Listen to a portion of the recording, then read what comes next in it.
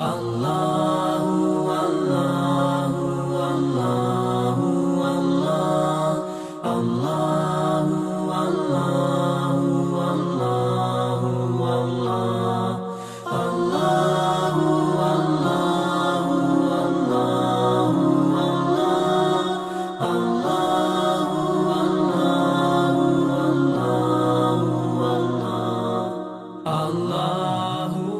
اعوذ بک من همزات الشیاطین واعوذ بک رب ان یحضرون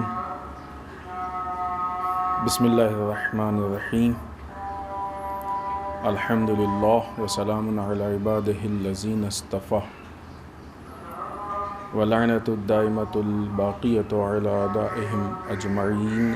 من الآن الی قیام یوم الدین اما بعد اوصیکم ونفسی بتقوی اللہ۔ اس پہلے خطبے میں سب سے پہلے اپنے نفس اور آپ سب کو تقوی الہی کی دعوت دیتے ہوئے اس لیے کہ تقوی الہی وہ حکم ہے اللہ کا کہ جو سارے احکام تک پہنچنے کے لیے مدد کرتا ہے۔ قرآن مجید، روایات جس اعتبار سے بھی دیکھیں، تقوی الہی کی بے انتہا تاکید کی گئی ہے، جس کی بہت واضح مثال یہ ہے کہ خود جمعے کے خطبے میں ہر ہفتے تقوی الہی پہ گفتگو کرنے کے لیے حکم ہے۔ اگر انسان تقوی الہی پہ پوری طریقے سے عمل کرے گا، یعنی اللہ کے جو بھی احکام ہیں ان پہ عمل کرے گا اور جن چیزوں سے منع کیا گیا ہے ان چیزوں سے اپنے آپ کو دور رکھے گا، تو اس کے نتیجے میں خود انسان کی اپنی اصلاح بھی ہوگی اور اپنے ساتھ ساتھ معاشرے کی، سماج کی بھی اصلاح ہوگی۔ یعنی تقوی الہی کا دائرہ انسان کی اپنی ذات نہیں ہے، اور بعض اوقات تقوی کے معنی و مفہوم کو لے کے ہمارے درمیان یہ تھوڑا سا بعض اوقات کنفیوژن ہوتا ہے، لوگوں کو ایک شک ہوتا ہے۔ لہٰذا وہ لوگ کی جو اپنی ذات سے متعلق دین پہ عمل کرتے ہیں، ان کو تو تقوی الہی پہ عمل کرنے والا یا متقی سمجھا جاتا ہے اور اس نگاہ سے دیکھا جاتا ہے، لیکن وہ افراد کی جو معاشرے کے لیے کوشش کرتے ہیں، سماج کے لیے کوشش کرتے ہیں، ایسا لگتا ہے لوگوں کو کہ یہ تقوی کے دائرے کے باہر چلے گئے، تقوی پہ عمل نہیں کیا۔ یعنی تقوی یعنی انسان محدود ہو جائے، تقوی یعنی انسان گوشہ نشین ہو جائے، تقوی یعنی انسان لوگوں سے کٹ جائے، ایسا سمجھا جاتا ہے۔ ہم ایسا کہہ نہیں رہے اور ایسا ہے بھی نہیں ہے مفہوم تقوی کا، ایسا معاشرے میں سمجھا جاتا ہے۔ یعنی یہ وہ چیزیں ہیں کہ جو انسان کی اپنی ذات سے متعلق، کہ ہم نے اپنے کو ایسا بنا لیا، ہم نے اپنے کو ایسا، ٹھیک ہے، اپنی ذات کی اصلاح بنیادی چیز ہے، بغیر اپنی ذات کی اصلاح کے ہم آگے بڑھ ہی نہیں سکتے، لیکن گوشہ نشینی اپنے ذات کی اصلاح نہیں، معاشرے سے کٹ جانا یہ اپنے ذات کی اصلاح نہیں ہے۔ یہ کیا ہے، ایسا نہیں، ہمارے علماء نے کیا ہے، ائمہ نے بھی کیا ہے بعض اوقات، لیکن مجبوری میں۔ ائمہ نے بھی، جن کو ہم یہ کہتے ہیں کہ گوشہ نشین ہوئے، بیٹھ گئے، در واقع وہ بیٹھے نہیں تھے، گوشہ نشین بھی ایسا نہیں ہوئے تھے۔ ائمہ کے لیے تو یہ مطلب ہی جو ہے یہ بات ہی غلط ہے۔ ہاں، انہوں نے اپنے کام کا انداز بدل دیا تھا، طریقہ بدل دیا تھا۔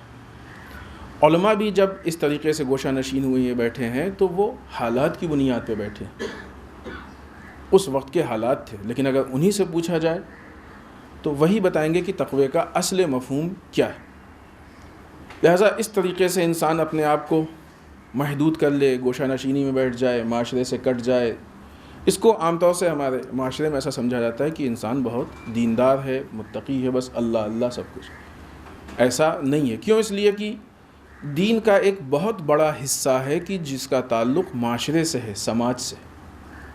جو انسان گوشہ نشین ہو جائے گا، جو انسان بیٹھ جائے گا، معاشرے سے، سماج سے کٹ جائے گا، وہ دین کے اس بہت بڑے حصے سے محروم ہو جائے گا، اس پہ عمل کر ہی نہیں پائے گا، وہ اس سے دور ہو جائے گا۔ بہت ساری ذمہ داریاں انسان کے اوپر ایسی ہیں کہ جو اس کی سوشل لائف سے، بہت سی ایسی ذمہ داریاں ہیں کہ جو معاشرے سے متعلق، جو انسان معاشرے میں جائے گا ہی نہیں تو وہ اپنی ان ذمہ داریوں کو کیسے پورا کر پائے گا؟ لہٰذا بہت سارے اپنے جو بھی ذمہ داریاں ہیں وہ اس کو در واقع نظر انداز کر دے گا۔ خب یہ اللہ کے احکام میں سے ایک اچھا خاصا حصہ ہے جس کو اس نے چھوڑ دیا، اپنے آپ چھوڑ دیا، بلا وجہ چھوڑ دیا۔ تو یہ کیسے ہو سکتا ہے کہ اتنے سارے احکام کو، اتنی ساری باتوں کو، اتنی ساری چیزوں کو چھوڑ کے بھی انسان یہ کہلایا جائے کہ وہ قانون پروردگار پہ پوری طریقے سے عمل کر رہا؟ یہ ممکن نہیں ہے۔ لہٰذا تقوی الہی کا مطلب یہ ہے کہ انسان وہ ذمہ داریاں کہ جو انسان کے اوپر اپنی ذات سے متعلق ہیں ان پہ بھی عمل کرے، اور وہ ذمہ داریاں کہ جو سماج اور معاشرے سے متعلق ہیں ان پہ بھی عمل کرے۔ البتہ جو لوگ اس طرح کی بات کرتے ہیں یا اس طرح کی چیزیں پیش کرتے ہیں وہ در واقع اصل اس قانون سے خالی نہیں ہے، یعنی ان کے ہاں بھی ہے معاشرے سے متعلق کچھ چیزیں، چاہے وہ بعض فرقے کی شکل میں ہوں، بعض دوسرے شکل میں ہم نام نہیں لیں گے۔ تو چونکہ نظریات ہیں، یہ مسلمانوں میں بعض فرقوں کے بھی ایسے نظریات ہیں اس طرح کے، تو جو لوگ بھی اس طرح کی بات کرتے ہیں تو ایسا نہیں، کیونکہ معاشرے کے ساتھ رہنا یہ تو انسان کی بیسک ضروریات میں سے ہے، بنیادی ضروری۔ کیسے انسان معاشرے سے کٹ جائے گا؟ اصلاً بنیادی یہی ہے انسان کی، انسان کے لیے کہا گیا ہے کہ مدنی طبع ہے، یعنی سوشل لائف کا جینے والا ہے، تنہا جنگل میں نہیں جی سکتا ہے، یہ بنیادی چیز ہے انسان کے لیے۔ لہٰذا وہ لوگ بھی اس کام کو کرتے ہیں، ایسا نہیں کہ نہیں کرتے ہیں، کرتے ہیں، اور یہی دلیل ہے کہ ان کا نظریہ غلط ہے، کیونکہ ان کا عمل ان کے اپنے نظریے کے خلاف ہوتا ہے، اور جب کسی کا بھی عمل اس کے اپنے نظریے کے خلاف ہو جائے تو یہ خود اس بات کی دلیل ہے کہ اس کا اپنا یہ نظریہ صحیح نہیں ہے، باطل ہے۔ لہٰذا تقوی الہی کا مطلب یہ کہ انسان جو بھی اللہ کے احکام ہیں، چاہے اس کی ذات سے متعلق ہوں، چاہے معاشرے سے متعلق ہوں، ان سارے احکام پہ پورے ایمان کے ساتھ عمل کرے۔ آئیے اس کے بعد امیر بیان مولا متقیان حضرت علی ابن ابی طالب علیہ الصلوۃ والسلام کے کلام پہ جو مسلسل گفتگو ہو رہی تھی، کہ جس میں جب کسی نے امام سے نصیحت طلب کی تو امام نے اس کو نصیحت کی اور اس میں اخلاقی پوائنٹس بیان کیے، ایک ایک کر کے اس پہ گفتگو ہو رہی تھی۔ آج جو نقطہ آپ کی خدمت میں عرض کر رہے ہیں اس میں امام نے فرمایا وَيَسْتَوْفِي وَلَا يُؤْفِي۔ خب اس پورے کلام کی گفتگو اس پہ کہ دیکھو خبردار ایسے نہ ہو جانا، خب یہ بھی ایسے ہی ہے کہ دیکھو خبردار ایسے مت ہو جانا۔ کیسے؟ وَيَسْتَوْفِي، اپنے حق کو تو پورا کے پورا طلب کر لیتے ہیں، ان لوگوں میں سے مت ہو جانا کہ جو اپنے حق کو پورا کے پورا طلب کر لیتے ہیں، پورا لے لیتے ہیں، حاصل کر لیتے ہیں، لینے کی کوشش کرتے ہیں پورا۔ ولا یوفی، اور دوسروں کے حق کو ادا نہیں کرتے، یعنی انسان کی نظر حق کو لے کے تبدیل ہو جاتی ہے کہ جب ہمارا حق ہے تو وہ پورا ملنا چاہیے، ذرا بھی ہم نہیں چھوڑیں گے، لیکن اگر دوسرے کا حق ہے تو پھر انسان اس میں تھوڑا سا تساہلی کر لیتا ہے، تھوڑا کم کر دیتا ہے، جان بوجھ کے یا دھیان نہیں دیتا، جو بھی ہو، دوسرے کے حق کی رعایت پوری طریقے سے نہیں کرتا یا نہیں کر پاتا۔ قرآن مجید نے بھی اس صفت یا اس حرکت یا اس چیز کی شدید مذمت کی ہے۔ ایک مثال ہم آپ کی خدمت میں عرض کریں۔ بسم اللہ الرحمن الرحیم۔ ویل للمطففین، وائل ہو، وائے ہو ان لوگوں پہ کہ جو کہ کم فروشی یعنی تول میں یا بیچنے میں، ناپنے میں کمی سے کام لیتے ہیں۔ الذین اذا اکتالوا علی الناس یستوفون، یہ جب لوگوں سے اپنا حق لینے کے لیے وزن کرتے ہیں تو یہ پورا حق لیتے ہیں۔ وَإِذَا كَالُوهُمْ أَوْ وَزَنُوهُمْ يُخْسِرُونَ، اور جب یہ ان کو دینے کے لیے وزن کرتے ہیں یا ناپتے ہیں، جو بھی اس طرح سے دینے والی بات آتی ہے تو ان کو خسارہ پہنچاتے ہیں، نقصان پہنچاتے ہیں ان کو. یعنی وہی مفہوم کہ جب حق لینے کی بات ہوتی ہے تو مکمل حق لینے کی بات کرتے ہیں، اور جب حق دینے کی بات ہوتی ہے تو اس میں کم کر دیتے ہیں. یہاں پہ مسئلہ صرف جو تولنے کا اور ناپنے کا ہے یہ، لیکن مفسرین کا ایسا کہنا ہے کہ یہ صرف تولنے میں اور ناپنے میں محدود نہیں ہے. بس اگر ایسا ہو تو یہ صرف جو ہے وہ دکانداروں کے لیے ہوگا، ہے ان کے لیے اہم ہے، چونکہ اس مسئلے کو اسلام میں بہت اہم دیکھا گیا ہے کہ انسان تولتے وقت کم نہ کرے، کسی کا جو ہے وہ بھی مال دیتے وقت اس میں کمی نہ کرے، وہ اپنی جگہ پہ سالم ہے. لیکن یہاں اس سے مراد کلاً انسان کے حقوق کی بات کی گئی ہے کہ جب بھی حق دینے کی بات ہو تو اس میں کم نہ کیا جائے، اور حق لینے کی بات وہاں بھی انسان کا اپنا حق ہے، اس کو اختیار ہے کہ پورا حق لے سکتا ہے. لہٰذا یہاں مکمل جو ہے وہ حق لینے اور پوری طریقے سے حق کو دینے کی بات کی گئی ہے کہ کبھی بھی انسان حق میں کسی طرح سے کوتاہی نہ کرے، بالخصوص جب حق کسی کا دینا ہو. کیونکہ لینے کے مسئلے میں اگر سامنے والا کم دے رہا ہے تو ہم مطالبہ کر سکتے ہیں بھائی آپ کم دے رہے ہیں، اور اگر ہم خود سے کم لے رہے ہیں تو ہم اس کو چھوڑ رہے ہیں، بخش رہے ہیں، یہ تو ہم خود راضی ہیں اس پہ کہ کم لیں، مشکل نہیں. لیکن دینے میں سب سے پہلے تو دھوکہ اور یا زبردستی، اور اگر سامنے والا راضی نہیں ہے تو اس کا حق ہماری گردن پہ. حق گردن پہ ہونا یعنی یہ کہ اب اگر دنیا میں یا تو ہم اس کو اپنی زندگی میں حساب کر لیں، اور اگر نہیں کر سکتے تو آخرت میں اس کا حساب حتماً ہوگا. اس چیز کو ہم چھوڑ نہیں سکتے، اس چیز سے ہم بچ نہیں سکتے. بعض چیزیں اس کی ہماری پریکٹیکل لائف میں ہیں. ہم ایک آدھ مثال آپ کی خدمت میں عرض کریں. مثلا کہیں پہ انسان کوئی جاب کرتا ہے. خب جاب میں دو چیزیں، ایک جو ہم کام کر رہے ہیں وہ جو ہمارا آفس ہے، کمپنی ہے، اس کا ہم پہ حق ہے. چونکہ طے یہ ہوا نا کہ مثلا آپ 8 گھنٹے 7 گھنٹے 6 گھنٹے 5 گھنٹے جو بھی طے ہوا اتنے گھنٹے کام کریں گے، اس کے مقابلے میں آپ کو اتنی تنخواہ سیلری جو بھی ہے وہ آپ کو ملے گی. تو اب اس کا مطلب کہ ہم کو ایمانداری سے 8 گھنٹے کام کرنا چاہیے اگر یہ جاب میں طے ہوا. یہ اس کا حق ہے ہم پہ. ہمارا حق اس پہ کیا ہے کہ جو بھی مہینے میں تنخواہ سیلری ہے وہ ہم کو ملے. اب وہ افراد جو کہ جاتے ہیں جاب پہ اور کوشش کرتے ہیں کہ 1 گھنٹہ ادھر ادھر نکال دیں، کام میں تساہلی کرتے ہیں، موقع مل جائے باس اگر نہ کچھ کہے نہ دیکھے تو نہیں گئے، لیٹ گئے. بہت اچھی بات بزرگ عالم دین علامہ جوادی کہا کرتے تھے کہ ہم لوگ بعض اوقات بے ایمانوں کو کہتے ہیں کہ بہت شریف ہیں. ہمارا باس بہت شریف ہے، اگر آپ 2 گھنٹہ لیٹ بھی جائیے تو کچھ نہیں بولتا ہے. اس نے خیانت کی ہے، یہ بے ایمانی ہے، یہ شرافت نہیں ہے. لہٰذا اب اگر مثلا 1 گھنٹے لیٹ گئے، ہم 2 گھنٹے لیٹ گئے، تو یہ اس کا حق تھا جو ہم نے ادا نہیں کیا. اس کے مقابلے میں جب مہینے پہ حق الزحمہ لینے کی بات ہوئی، سیلری کی بات ہوئی، تنخواہ کی بات ہوئی، تو اب وہاں پہ ہم ذرا سا بھی کم ہو جائے تو لڑتے ہیں.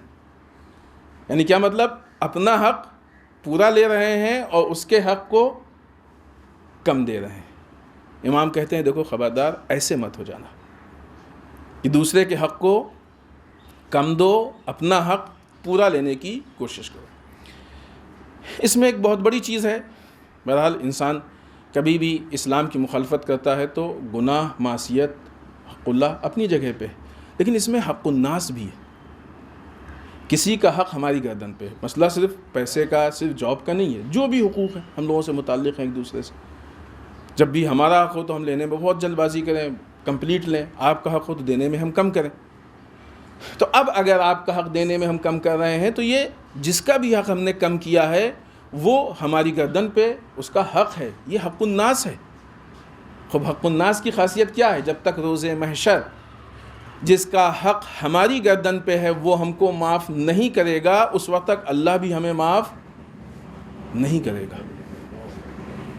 کتنا سخت مرحلہ ہے. کیسے ہم روز محشر نہیں معلوم اس چیز کو ہم کس حد تک محسوس کر رہے ہیں. ہم نے بعض اوقات یہاں پہ یہ بات عرض کی ہے کہ ہم کیلکولیشن کریں کہ اگر خدا نخواستہ ہر روز ایک حق ہماری گردن پہ آ رہا ہے تو مثلا سال کے مہینے کے 30، سال کے 365، 10 سال کے 20 سال، اور جتنی ایج ہے، اتنے سارے حقوق لے کے ہم روز محشر کس کس حق کو معاف کروائیں گے اور کس کے پاس جائیں گے معاف کروانے کے لیے؟ روز محشر وہ بھی ڈھونڈنا آسان، جب انسان بھوکا و پیاسا ہوگا، گرمی کی شدت ہوگی، یہ وہ ساری چیزیں۔ اس درمیان یہ حق الناس کی بات کر رہے ہیں، حق اللہ اپنی جگہ پہ ہے، الگ ہے، اور حق الناس میں جس کا حق ہے اس کو ہی معاف کرنا ہے، اس میں کوئی سفارش اور کوئی اس طرح سے بخشش آف نہیں، خود ہی وہ معاف کرے گا، وہی اسی کی بخشش۔ تو یہ حق الناس اگر اتنے سارے ہمارے گردن پہ ہیں تو یہ بہت مشکل ہو جائے گی۔ خوب یہاں پہ دو شکل ہے۔ ایک شکل تو بعض اوقات یہ ہوتا ہے کہ ہم اپنا حق پورا لے رہے ہیں، دوسرے کے حق کو کم دے رہے ہیں۔ کبھی کبھی اس سے بدترین حالات، چونکہ گناہ انسان کے دل کو مار دیتا ہے، یہ غفلتی ایسی ہوتی ہے کہ بہت ساری چیزیں کہ جو ایک عام انسان، نارمل انسان دیکھ سکتا ہے، محسوس کر سکتا ہے، لیکن جب انسان گناہ کی وجہ سے غافل ہو جاتا ہے تو وہ چیزیں بھی محسوس نہیں ہوتی۔ بعض اوقات ہیں بہت آسانی سے لوگ جو ہے وہ کسی کے حق کو معاف کر، وہ اس کے اوپر غصب کر لیتے ہیں، یا دوسروں کے حق کو جو ہے وہ لے لیتے ہیں، ادا نہیں کرتے ہیں، جبکہ دوسرے لوگ ان چیزوں کو دیکھتے ہیں۔ یہ وہ غفلت ہے کہ جو انسان کو متوجہ نہیں کر رہی ہے۔ تو گناہ اس حالت کا نام ہے کہ جہاں انسان کے ہاں دل مردہ ہوتا جاتا ہے، جس کے نتیجے میں انسان پھر اس چیز میں مزید آگے بڑھتا جاتا ہے، زیادتی۔ تو ایک مرحلہ تو یہ ہو گیا کہ اپنا حق پورا لے لیا، دوسرے کے حق میں کمی۔ اس سے بدترین حالات ہو جاتے ہیں، آدمی دوسرے کا حق نہ کہ کم، پوری طریقے سے نہیں دیتا، اپنا حق نہ یہ کہ ہے نہیں، بعض اوقات نہیں بھی ہوتا ہے تو حق بنا کے لے لیتا ہے۔ یہ بدترین حالات ہیں، اور اس حد تک بدترین ہو جاتے ہیں، پھر اس کے بعد اسی کے لیے ظلم، ستم، یہ چیزیں آج معاشرے میں، سماج میں عام طور سے دیکھنے میں آتی ہیں، کہ جو کہ بدترین حالات ہیں۔ اگر اس طرح کے گناہ، کوئی بھی گناہ جس کو پہلے ہی قدم پہ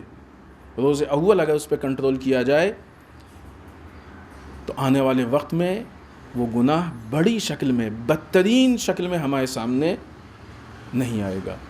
لہذا امام کی یہ جو نصیحت ہے، اور جو امام نے ہم کو واعظ کیا ہے کہ دیکھو، خبردار ان لوگوں میں سے مت ہو جانا کہ جو اپنے حق کو تو پوری طریقے سے لے لیتے ہیں اور دوسرے کے حق کو ادا نہیں کرتے۔ لہٰذا ہم یہ کوشش کریں کہ اپنا حق بھی لیں، انسان کو اختیار، ہم یہ نہیں کریں کہ اپنا حق چھوڑ دے۔ ٹھیک ہے، انسان اگر چھوڑ دیتا ہے تو یہ اس کی بزرگی ہے، بڑکپن، لیکن پوری کوشش یہ ہو کہ دوسرے کا حق ہمارے گردن پہ نہ بچے۔ اور اس کے لیے بہت اہم یہ ہے کہ ہم کو یہ بھی معلوم ہونا چاہیے کہ دوسرے کا حق ہے کیا۔ بعض اوقات یہ مشکل اس لیے پیش آتی ہے کہ ہم کو یہ نہیں معلوم ہوتا ہے کہ دوسرے کا حق ہمارے گردن پہ کیا ہے۔ بہت سے موقعوں پہ دیکھا گیا ہے کہ انسان کو یہ نہیں معلوم کہ اس کی وائف کا، اس کی زوجہ کا اس کے گردن پہ کیا حق ہے، بلکہ وہ کلچر میں، اور اس سے بدتر حالت، کلچر کی بنیاد پہ جو نہیں ہے حق اس کا اس کی وائف پہ، یا اس کی وائف کا اس پہ، وہ کلچر کی بنیاد پہ سمجھتا ہے یہ حق ہے، لہذا اس بنیاد پہ اس پہ ظلم بھی کرتا۔ کیوں؟ اس لیے کہ اس کو نہیں معلوم کہ ایک دوسرے کے اوپر ایک دوسرے کے حقوق کیا ہے۔ لہذا حق کی ادائیگی کے لیے بنیادی چیز یہ ہے کہ ہم کو یہ معلوم ہونا چاہیے کہ ایک دوسرے پہ ہمارے حقوق کیا ہیں، ہم پہ دوسروں کے حقوق کیا ہیں، دوسروں پہ ہمارے حقوق کیا ہیں، تاکہ جو دوسروں کے حقوق ہم پہ ہیں ان کو ادا کرنے کی کوشش کریں، اور جو ہمارے اوپر دوسروں کے حقوق ہیں، جو دوسروں کے ہمارے اوپر ان کو ادا کرنے کی کوشش کریں، اور ہمارے جو دوسروں پہ ہیں ان کو ہم یا لے لیں یا بخش دیں۔ دو میں سے ایک ہی صورت ہے نا، یا لے لیں یا بخش دیں۔ لیکن جب انسان کو معلوم ہی نہیں ہوگا تو انسان پھر بہت سارے حقوق ہیں جن کو ادا نہیں کر پائے گا، جس کی وجہ سے گنہگار ہوگا انسان، اس کے گردن پہ حق الناس ہوگا۔ بسم اللہ الرحمن الرحیم، انا اعطیناک الکوثر فصل لربک وانحر ان شانئک ھو الابتر۔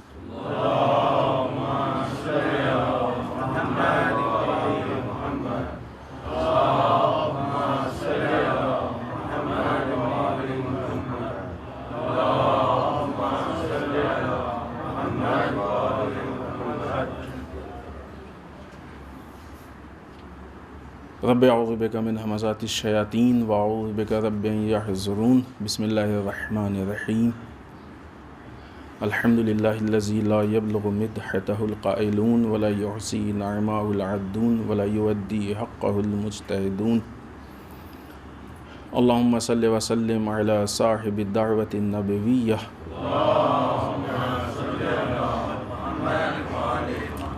وصولة الحیدریہ والعصمة فاطمیہ والحلم الحسنیہ وشجاعة الحسینیہ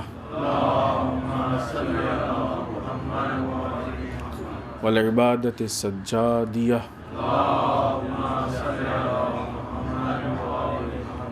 والآثار الباقریہ والمأثر الجعفریہ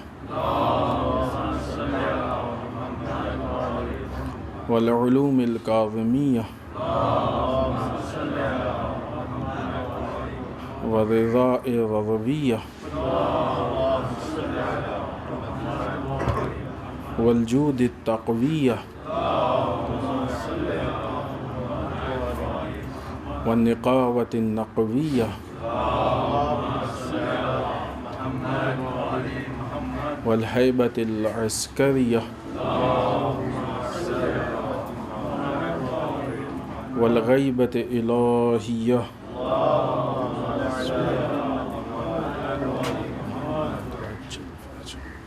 واللعنة الدائمة الباقية على أعدائهم أجمعين من الآن إلى قيام يوم الدين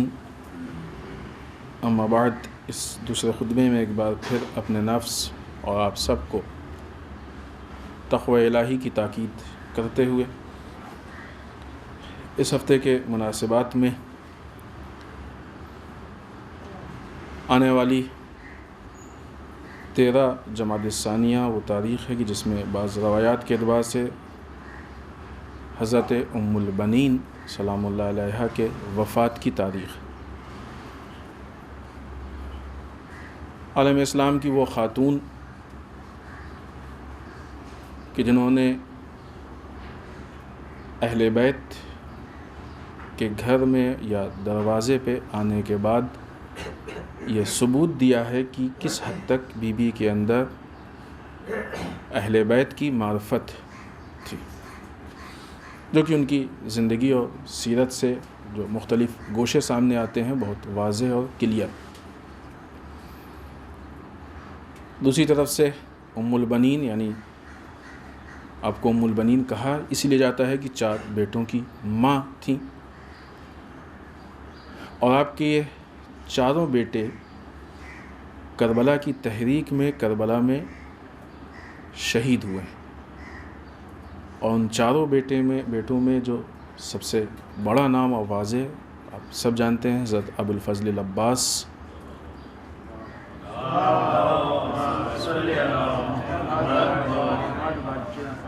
علیہ الصلوۃ والسلام کا ہے۔ جناب ام البنین کی شخصیت بالخصوص ہماری قوم میں ماؤں کے لیے ایک آئیڈیل اور نمونہ عمل کہ ہماری قوم میں مائیں اپنے بچوں کی ایسی پرورش کریں کہ وہ دین کے لیے ہر ممکنہ قربانی دینے کو آمادہ رہیں۔ بعض اوقات ہم لوگ معاشرے میں جو حالات ہوتے ہیں، فیشن، کلچر، یہ ساری چیزیں، جب کبھی یہ دنیا اور معاشرہ آ کے دین سے ٹکراتا ہے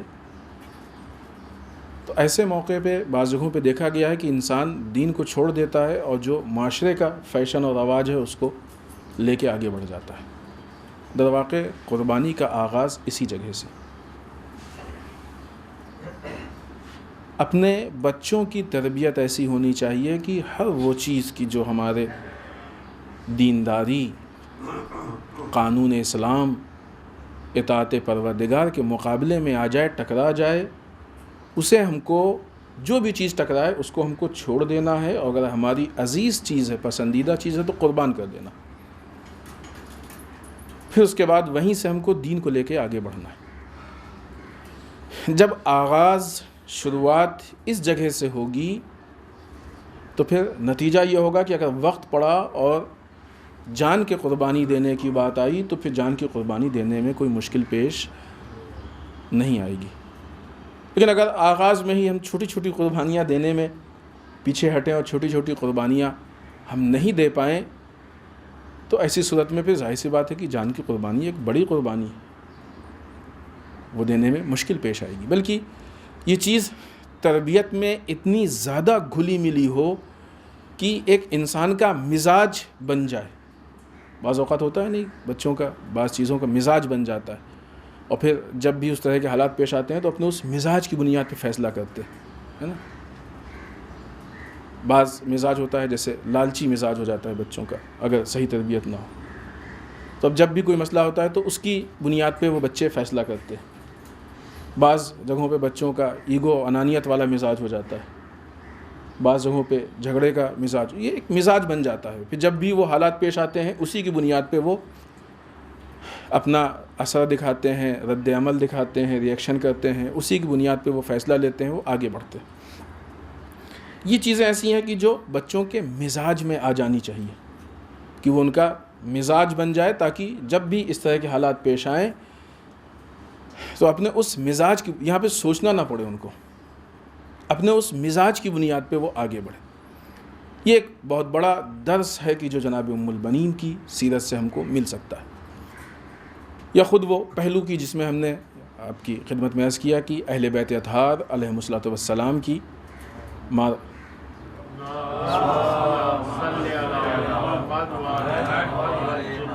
معرفت والا پہلو، باوجود اس کے کہ اس گھر میں آئی تھیں، مولا کائنات کے زوجہ کی حیثیت سے آئی تھیں، لیکن جو اہل بیت کی عظمتیں ہیں، جو مقام ہے، اس میں ذرا سا بھی حرف نہیں آنے دیا، بلکہ اس کو ہمیشہ ہر چیز سے بالا رکھا، ہر چیز سے اوپر رکھا۔ در واقع اہل بیت کی سیرت کا سمجھنا، معرفت کا حاصل کر لینا، یہ بہت سارے مسائل کو خود بخود حل کر دیتا ہے۔ اگر ہم اہل بیت کی سیرت کو محسوس کریں، سمجھیں، اس کو سمجھنے کی کوشش کریں، اہل بیت کی معرفت کو حاصل کریں، تو ہم کو زندگی گزارنے کے، اپنے قانون جو زندگی گزارنے کے ہیں، ان کے مسائل اور مراحل کو اپنے آپ حل کر دیتا ہے۔ جناب ام البنین اور آپ کے جو فرزند ہیں ان کے اندر اہل بیت کی وہ معرفت تھی کہ کسی بھی موقع پہ انہوں نے جب دین کے لیے کوئی بات آئی تو سوچا بھی نہیں کہ یہاں کرنا کیا ہے، کیونکہ ان کے لیے پہلے سے طے تھا کہ کیا کرنا ہے، اور لہٰذا اسی کے مطابق عمل کیا، اور عمل کرنے کے بعد دین کے تحفظ اور دین کی حفاظت میں ہر ممکنہ قربانی دینے کو تیار تھے اور دی۔ اس کے بعد حالت حاضرہ میں بعض چیزیں ہیں کہ جو بہت اہم ہیں، جو جہاں تک انشاءاللہ پہنچ پائیں گے گفتگو ہوگی۔ پوری دنیا میں پولیٹیکل اعتبار سے، سیاسی اعتبار سے ایک بہت بڑی تبدیلی ہے کہ جو آ رہی ہے اور دیکھنے میں آ رہی ہے۔ در واقعی تبدیلی ابھی کی نہیں، تبدیلی پہلے کی ہے، کوششیں پہلے کی ہیں، بس ابھی چونکہ اس کے سامنے رکاوٹیں پیدا ہو رہی ہیں، لہٰذا وہ چیزیں کھل کے سامنے آ رہی ہیں۔ رکاوٹیں نہیں ہوتی تو یہ چیزیں خود بخود سامنے ہو جاتی، وہ خود بخود پوری ہو جاتی۔ مثال کے طور پر اگر کوئی آدمی کسی کو زہر دینا چاہتا ہے تو ظاہر سی بات ہے چھپا کے دے گا زہر، کھانے میں، مٹھائی میں، ان چیزوں میں، تو کسی کو نہیں معلوم ہوگا، بہت پرانا ماحول ہوگا، دینے والا بھی ہنسی خوشی دے گا، کھانے والا بھی ہنسی خوشی کھا لے گا، اور پھر جب اس کی موت ہو جائے گی تو شاید لوگوں کو معلوم بھی نہ ہو کہ کس وجہ سے موت ہوئی ہے، کیونکہ سب چیز تو چھپی ہوئی ہے۔ لیکن اگر بیچ میں کوئی آدمی یا کہ یہ بتا دے کہ اس میں زہر ہے تو پھر وہاں پہ اختلاف کی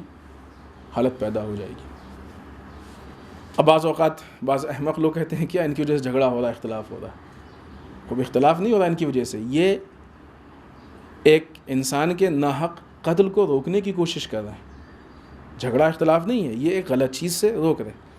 آج جو حالات سامنے پیش آ رہے ہیں دنیا میں پولیٹیکل، اس کی وجہ یہی ہے کہ جو عالم انسانیت کو زہر دیا جا رہا تھا، یہ خاموشی سے دیا جا رہا تھا، مقابلے میں جب انسانی ویلیوز کے، انسانی اقدار، انسانی حقوق کے تحفظ کرنے کے لیے افراد یا ممالک کھڑے ہوئے ہیں تو اب یہ اختلافی صورت پیدا ہو رہی ہے۔ وہ چاہتے ہیں کہ لوگوں کے حقوق ضائع نہ کیے جائیں، ان پہ ظلم نہ کیے جائیں، لہٰذا باطل پالیسی اپنے حالات کو تبدیل کر رہی ہے اور الگ الگ طریقے سے حالات کو کنٹرول کرنے کی کوشش کر رہے ہیں، اگرچہ ہو نہیں پا رہا ان سے کنٹرول،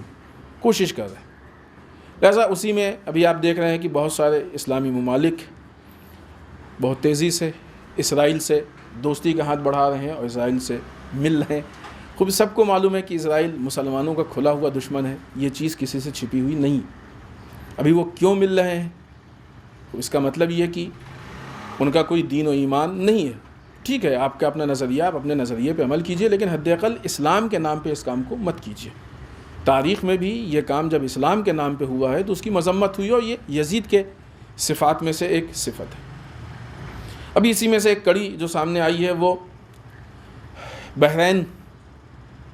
کے نیشنل بینک نے زائونزم کے 2 بینکوں سے ایگریمنٹ کیا ہے، اور اس ایگریمنٹ پہ دستخط وغیرہ ہو گئے ہیں، اور آپسی جو تعاون ہے وہ ایک دوسرے کا تعاون کریں گے، ایک دوسرے کی ہیلپ کریں گے۔ خوب ظاہر سی بات ہے کہ غلط ہے، شرعاً بھی صحیح نہیں ہے، مراجع کے فتوے کے مطابق بھی یہ صحیح نہیں ہے۔ لہذا جب وہاں کی عوام کے سامنے یہ ایگریمنٹ آیا تو انہوں نے اس کی مخالفت کی، وہاں کی عوام نے اس کے خلاف مظاہرہ کیا اور اس نیشنل بینک کا بائیکاٹ کیا، اور لوگوں سے، عوام میں ایک دوسرے کو بیدار کرنے کی کوشش کر رہے ہیں کہ وہ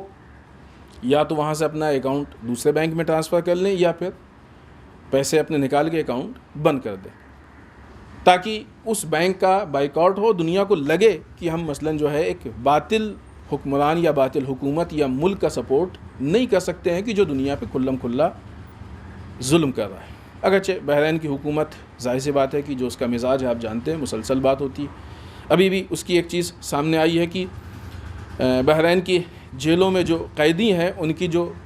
اہم اور بیسک ضروریات ہیں وہ پوری نہیں کی جا رہی، جس کی وجہ سے ان کی جو جسمانی صحت کے معاملات ہیں وہ شاید بہت کلیئر نہیں ہیں۔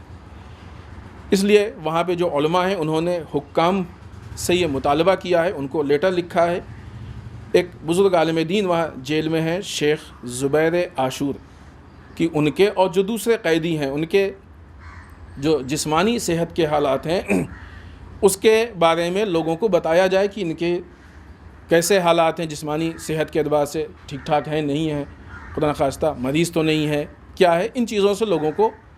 مطلع کیا جائے، خبردار کیا جائے۔ بہرحال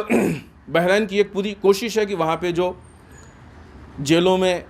افراد قید ہیں، بالخصوص وہ کہ جو آزادی کا مطالبہ کرتے ہیں اور باطل کے خلاف آواز اٹھاتے ہیں، کہ ان کو نروس کیا جائے، ان کو ان کے نظریات اور افکار سے موڑا جائے، لیکن ان کی جو ثابت قدمی اور استقامت ہے وہ باقی ہے، اور اس سے بحرینی حکمران گورنمنٹ وہاں کی تنگ آ چکی ہے۔ کیونکہ اگر وہ اپنی ان چیزوں سے بدل جائیں گے یا ان کے ظلم و تشدد کی بنیاد پہ ٹوٹ جائیں گے تو اس کا اثر وہاں کی عوام پہ پڑے گا، ان کی فیملیز پہ پڑے گا، اور اس کو یہ حکمران قسم کے لوگ اپنی ایک طرح کی جیت سمجھتے ہیں کہ یہ جیت ہے، ظلم کی بنیاد پہ جو چیز حاصل، یہ بہرحال ایک مزاج ہوتا ہے حکمران کا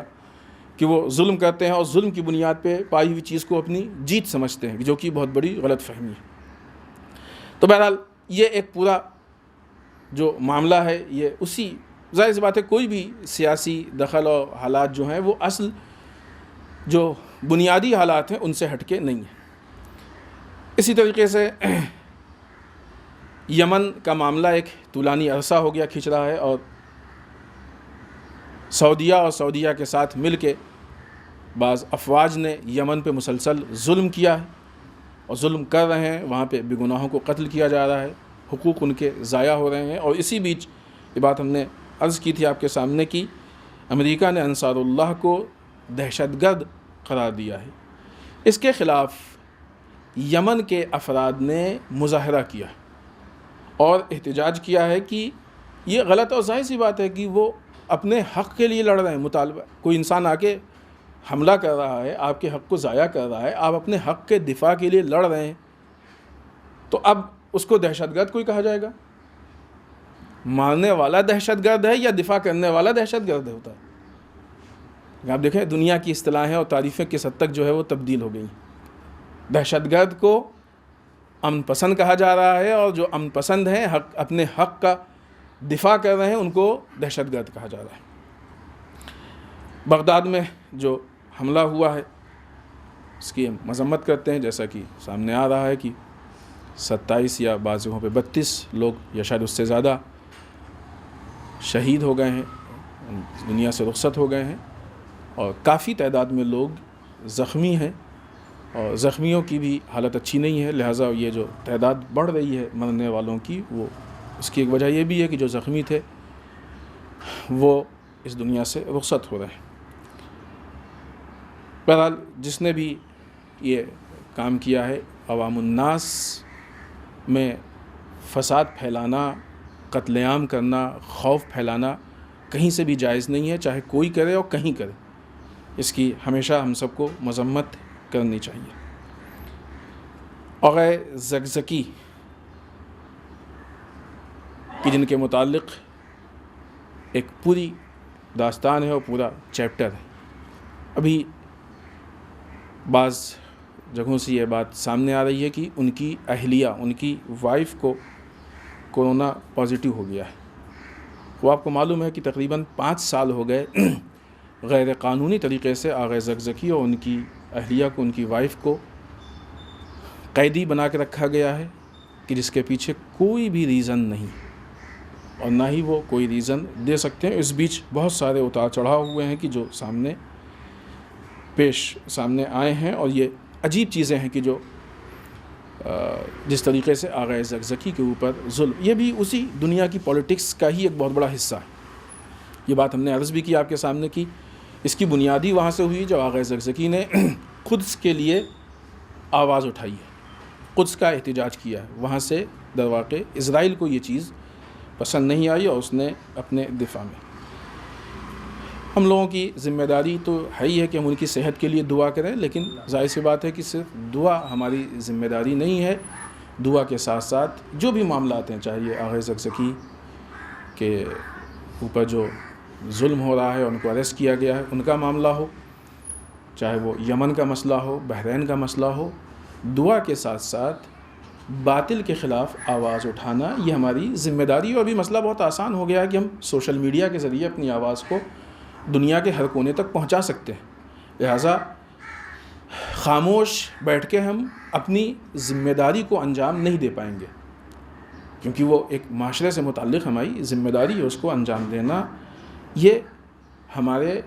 فرائض میں سے۔ ہندوستان میں بہت سارے مسائل ہیں، وقت بہت تھوڑا سا ہے، بہت جلدی سے ہم صرف اشارہ کرتے ہوئے آگے بڑھیں۔ بعض ویڈیوز سامنے آ رہے ہیں ویکسین سے متعلق کہ بعض بڑی شخصیات کے ہندوستان میں ویکسین لگ رہا ہے، لیکن وہ ویڈیو خود اس میں دکھ رہا ہے کہ وہ ویکسین لگ نہیں رہا ہے، وہ خالی چھلایا جا رہا ہے۔ یہ عجیب مذاق ہے، اور بلکہ مذاق نہیں، دھوکہ ہے یہ عوام الناس کو، اور اس طرح کی حرکتیں عوام کو مشکوک کریں گی۔ اس طرح کی حرکتیں ویکسین کو لے کے، ویکسین سے متعلق عوام کو مشکوک کریں گی۔ اب عوام کو یہ سوچنا پڑے گا کہ ویکسین کے متعلق ہمارے لیے کلیئر ہونا چاہیے کہ یہ نقصان دہ تو نہیں ہے کہیں، کیوں یہ لوگ نہیں لگوا رہے ہیں، کیا پرابلم، یہ سوچنے کی چیز ہے۔ بہرحال میڈیا کا ایک عجب حال رہا ہے، میڈیا نے ابھی اس زمانے میں جس حد تک خیانت کی ہے وہ بہت عجیب ہے۔ ابھی بھی ایک بہت بڑا معاملہ سامنے چل رہا ہے، ہم نہیں چاہتے اس بدبخت کا نام لینا، لیکن بہت سی چیزیں ہیں جو سب کے سامنے ہیں، کس بدبختی کے ساتھ، اور ابھی جو کھل کے آ رہا ہے تو وہاں پہ تو اب کچھ نہیں بچا۔ عجیب بات، میڈیا کو ڈیموکریسی کا ایک پلر کہا جاتا ہے، اور اگر یہ حالات ہیں تو میڈیا فساد کا پلر بن جائے گا، اور ایسے لوگ گھس کے ایسا کر رہے ہیں۔ یہ بہت برے اور عجیب حالات ہیں، خاص کر کے ہندوستان جیسا ملک کی جہاں پہ ہر طرح کے آزادی کا حق دیا گیا ہے۔ لیکن بہرحال اسی کے ساتھ ساتھ جو کسانوں کا پروٹیسٹ ہے، بہرحال پھر ہم عرض کریں گے کسانوں کا پروٹیسٹ نام ہے، ایسا نہیں کہ کسانوں سے مخصوص ہے۔ یہ عنوان ہم کو یہاں پہ نہ پہنچائے کہ کسانوں کا ہے، نہیں ہمارا نہیں ہے، ایسا نہیں ہے، کسانوں کا بھی ہے اور ہمارا بھی ہے، در واقع ہندوستانی عوام کا ہے کہ جو اپنے ملک کی حفاظت کرنا چاہتے ہیں۔ اور بھی یہ جو معاملات سامنے آئے اس کے بعد تو اور کلیئر بھی ہو گیا ہے، اور ملک کے تحفظ کی مزید ضرورتیں بھی سامنے آ گئی ہیں کہ ابھی ہم زیادہ ضرورت اس بات کی کہ ملک کی حفاظت کی جائے جہاں ایسے پیمانے پہ یہ حالات خراب ہو رہے ہیں۔ دیکھیں نا، چین کے لیے پھر سننے میں آیا کہ اندر آ گیا، ابھی کسان دہلی میں نہیں گھس پا رہے ہیں، چین ہندوستان میں گھسا جا رہا ہے۔ کتنی عجیب بات ہے، گورنمنٹ کو شاید نہیں معلوم، یہ بہت عجیب بات ہے ہمارے گورنمنٹ کی کہ جو ملک کے اندر ہیں ان سے جو رویہ برتاؤ ہے وہ غیروں جیسا ہے، دشمنوں جیسا ہے، اور جو ملک کے باہر ہیں، جو ملک کو برباد کرنا چاہ رہے ہیں، ان کے ساتھ رویہ دشمنوں جیسا نہیں ہے جو کہ ہونا چاہیے کہ حد اقل ملک کا دفاع ہو سکے۔ لہٰذا جو بھی پروٹیسٹ ہے اور اس طرح کی چیزیں ہیں، اس میں ہمارا سپورٹ اور اس پروٹیسٹ کو زندہ رکھنا اور اس پروٹیسٹ میں حصہ لینا یہ ہماری ذمہ داری ہے، کیونکہ ملک کا تحفظ ہم سب کی انسانی، اخلاقی، شرعی ہر طرح کی ذمہ داری ہے۔ لہٰذا ان چیزوں کو ہم نظر انداز نہیں کر سکتے، ان چیزوں کو ہم ہلکے میں بھی نہیں لے سکتے، کیونکہ یہ بہت اہم مسئلہ ہے موجودہ زمانے کا، اور یہاں پہ خاموش رہ کے، در واقع خاموشی کا مسئلہ یہ نہیں کہ ہم نے کسانوں کا سپورٹ نہیں کیا، بلکہ یا یوں کہا جائے کہ اس پروٹیسٹ کا سپورٹ نہیں کیا، بلکہ خاموشی کا مسئلہ یہ ہے کہ ہم نے وہ افراد کی جو ملک کو خراب کر رہے ہیں یا کرنا چاہتے ہیں، در واقع خاموش رہ کے ان کا سپورٹ کیا۔ یہ ہر انسان کی یہاں پہ ذمہ داری ہے کہ وہ آواز اٹھائے، آواز اٹھانے کے بعد اپنے ملک کو بچانے کی بھرپور کوشش کرے۔ آخر میں بارگاہ پروردگار میں دعا کرتے ہیں پالنے والے ہم سب کو اعمال صالحہ کی توفیق عنایت فرمائے، باراللہ اعمال قبیحہ سے محفوظ رکھے، پالنے والے ہمارے گناہوں کو بخش دے، باراللہ ہمارے مرحومین کو بخش دے، پالنے والے اسلام و مسلمین کی حفاظت فرما، باراللہ دشمنان اسلام کو نیست و نابود کر دے، پالنے والے ہمارے علماء کا سایہ ہمارے سروں پہ باقی رکھے، باراللہ رہبر و مراجع کو طول عمر عنایت فرما، پالنے والے آغا زکزکی کی اہلیہ زینب ابراہیم زکزکی کو شفائے کامل و عاجل عنایت فرما، باراللہ ہمارے امام کے ظہور میں تعجیل فرما، ہمیں ان کے اعوان و انصار میں شریک ہونے کی توفیق عنایت فرما۔ ربنا تقبل منا انک انت السمیع العلیم، بسم اللہ الرحمن الرحیم، قل هو اللہ احد اللہ الصمد لم یلد ولم یولد ولم یکن له کفوا احد۔